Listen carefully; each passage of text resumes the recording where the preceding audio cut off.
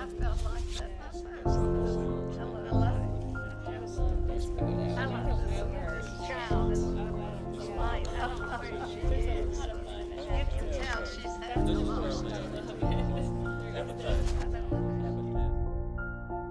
This is the beginning of Lent, Ash Wednesday service, and the placing on of the ashes. We have a lot of extra services, and I've always enjoyed those, particularly the jazz mass. Well, I chose a picture that has Roy Clark in it. He made such an impression on me and represents to me the giants that have gone before us. Communion is important to me.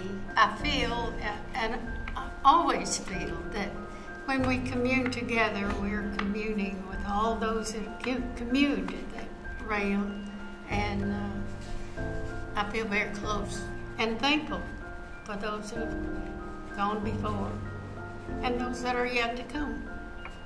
I chose this picture because these are my friends that I've met here. It's just such a comfortable, welcoming place for young professionals.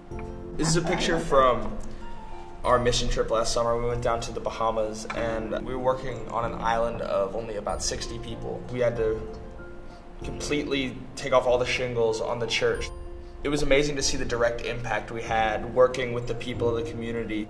I wanted to talk about the Sunday school teachers I have had. My first Sunday school teacher was Miss Wilkerson, who gave the elevator that we're still using. But my big experience as a Sunday school teacher was Mrs. Randolph.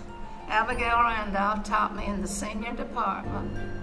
And then many years later, when I had two small children, my cousin Mary Cooper Beasley called me and she said, "Sarah, you have got to come to Miss Randolph's class.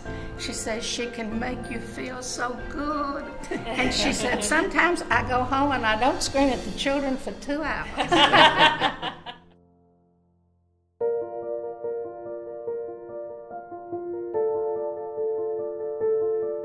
I think probably one of my most meaningful moments was when I went through confirmation. I had a really big confirmation class, and just going through all the classes in our retreat, I just thought it was a lot of fun. I didn't really think all that went into it up until when I was about to get confirmed, and then I really thought long and hard about what it meant to become part of the church. And I could see, even though I hadn't been exact member of the church for 24 hours, I was already accepted by everybody there, and that was really meaningful to me.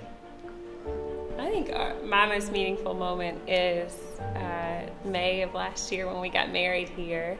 And really leading up to that, we did premarital counseling with John Feldhacker, and gosh, we laughed a lot during that, and we cried, and we got to know each other on a much deeper level than we would have without that experience. So I can't think of just one. We had two grandchildren that were baptized in this church. We had grandchildren that were raised in this church. We lost a son, and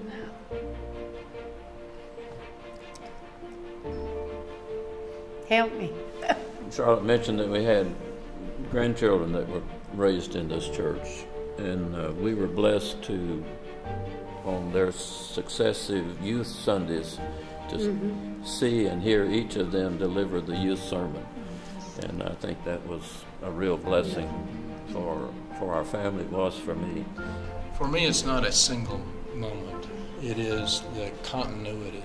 It is the consistency Sunday after Sunday and week after week that is the most meaningful to me. the sermons are so thought-provoking, but also so approachable as well, so easy to listen to and easy to understand. And I think that search for intellectual honesty allows for opinions and different places a person stands to be welcomed and respected. It contributes to humility because you can see people who know and respect who have a different view, and yet they're part of the same family and part of the same faith, and it's really, to me, wonderfully affirming, transformative.